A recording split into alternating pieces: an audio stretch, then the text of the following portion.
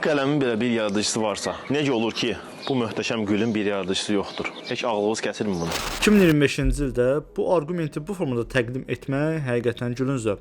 Gəlin bu arqumenti ciddi formaya salıb daha sonra izah edək. Arqumentin adı kəlam, kozmoloji arqumentidir və yaxud da bizim dildə hüdus dəlili olaraq ifadə edilə bilir. Bu arqumenti ilk növbədə Əl-Kindi, Əl-Qazali kimi İslam filosofları izah etsə də, müasir dövrdə bu arqumenti daha çox istifadə edən Amerikalı filosof və həmçinin teoloq William Craigdir. Bu arqumenti aşağı-yuxarı belə formalizə etmək olar. Başlanğıcı olan hər bir şeyin səbəbi vardır. Kainatın başlanğıcı var. Nəticə olaraq da kainatın bir səbəbi var.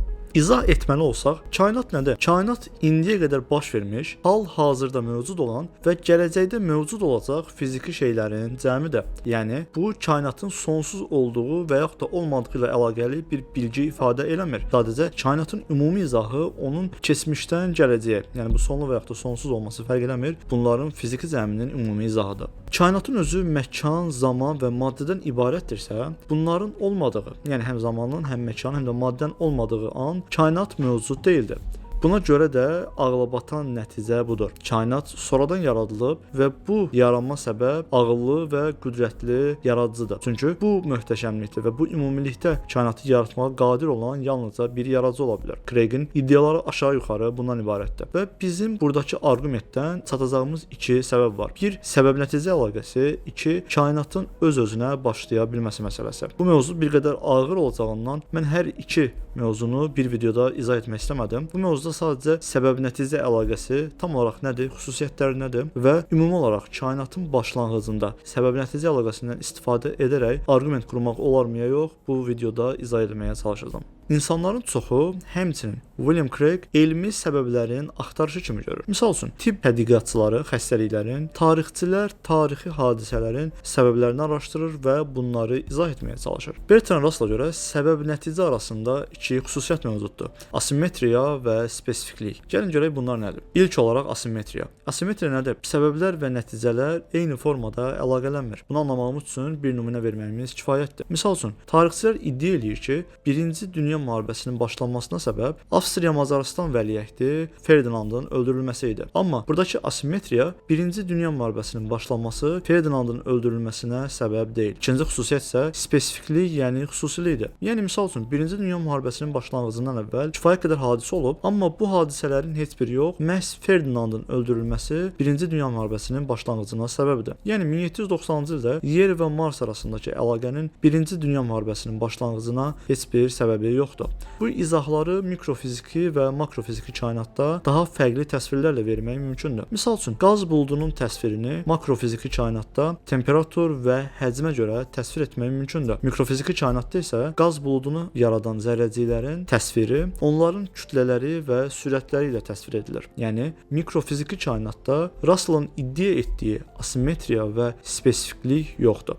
Əslində bu iddia ilə, yəni mikrofiziki kainatda 1-ci Dünya müharibəsinin başlanğıcına Marsın Yer ilə arasında olan məsafə ilə Ferdinandın ölümünün təsiri eyni dərəcədə qüvvəyə sahibdir. Bu o deməkdir ki, mikrofiziki kainatda bir daha təkrar etsək, Ferdinandın öldürülməsi ilə Marsın təsiri eyni dərəcədə əhəmiyyətsizdir. Bu o deməkdir ki, mikrofiziki kainatda səbəblərdən danışmaq yersiz və əlavə və həmçinin bizi çaşdıran bir izahdır. Buna rəğmən makrofiziki kainatda səbəblərin olması ilə bağlı Nancy Cartwright adlı filosof yeni və güclü bir arqument irəli sürür. Cartwright-a görə tutaq ki, araşdırmalar göstərir ki, siqaret çəkənlərin xərçəngə yoluxma riski daha azdır. Yəni təbii ki, bu bir nümunədir. O zaman sizcə bu iddiadan, bu araşdırmadan belə bir nəticə çıxarmaq olarmı? Mən xərçəngdən uzaq durmaq üçün siqaret çəkməməliyəm. Əlbəttə xeyr. Çünki əgər bu araşdırmanı daha diqqətli aparsaq və əlimizdə iki qrup olsa, siqaret çəkib idman edən şəxslərlə siqaret çəkib idman etməyən şəxslərin xərçəngə yoluxma riskinin ehtimallarını araşdırsaq, siqaret çəkib idmanla məşğul olan şəxslərin xərçəngə yoluxma ehtimalı daha azdır. Bu o deməkdir ki, əslində əlimizdə olan səbəblərin nə olduğunu bilsək, xərçəngə yoluxma riskinin aşağı ehtimalda olmasını təmin edə bilərik.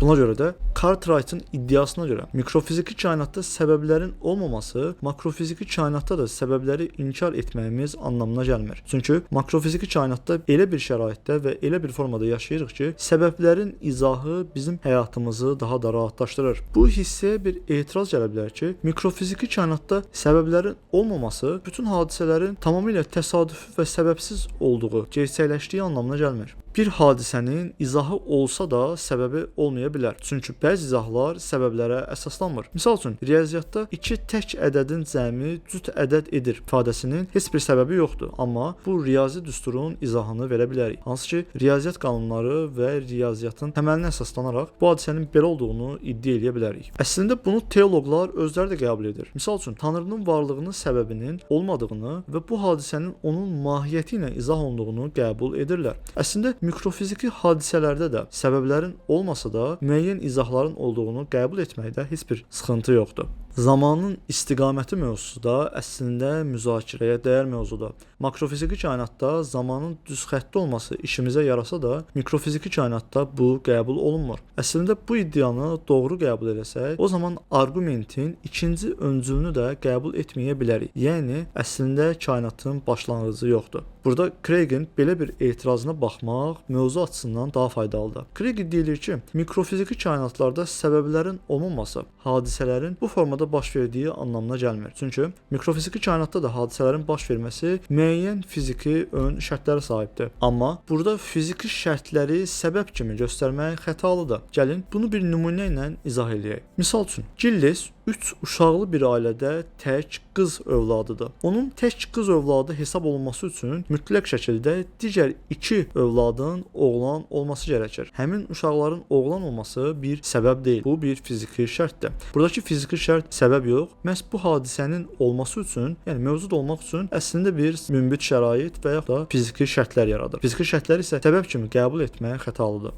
Eyni şəkildə, hansısa digər hadisəni zəruri edən şərt onun səbəbi sayılmır. Misal üçün, qutunun sağ hissəsi onun sol hissəsinin olmasına zəruri şərt olsa da, onun var olmasına səbəb hesab edilmir.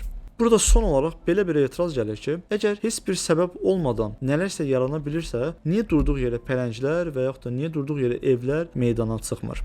Əlbəttə, buna fərqli cavab verən filosoflar var. Misal üçün, səbəb-nəticə əlaqəsini qəbul etməyən filosof kimi tanınan Şotland filosofu David Hume 2 hadisənin bir-biri ilə əlaqəli olmadan mövcud ola biləcəyinə dair şübhələr içində idi. Yəni, David Hume'un səbəb-nəticə əlaqəsindəki səbəbi qəbul etməməsi ilə Bertrand Russell'ın səbəbi qəbul etməməsi arasında fərq var. David Hume'a görə günəşin bu gün çıxması və bu gündən əvvəlki günlərdə də çıxması onun sabah da çıxacağı anlamına gəlmir. Yəni, David Hume'un izahına baxsaq, əslində David Hume'a görə Craigin iddia etdiyi kimi durduğu yerə pələnglər və evlər mövcud ola bilər. Mən isə iddia edirəm ki, səbəblərin olmaması durduğu yerə nələrinsə baş verdiyi anlamına gəlməz. Yəni müəyyən fiziki şərtlənmələr olduğuna görə, misal üçün biz dünən də bir cismi göydən yerə atanda cazibə qüvvəsinə görə o cisim yerə düşürdüsə, bu gün də yerə düşür və gələcəkdə də yerə düşəcək. Videonun mahiyyətini qısa formada izah etməli olsam, arqumentə verəcəyimiz cavablar mikrofiziki kainatda səbəb və nəticə əlaqəsindəki hər iki tərəfin bir-biri ilə əlaqəsinin olmadığı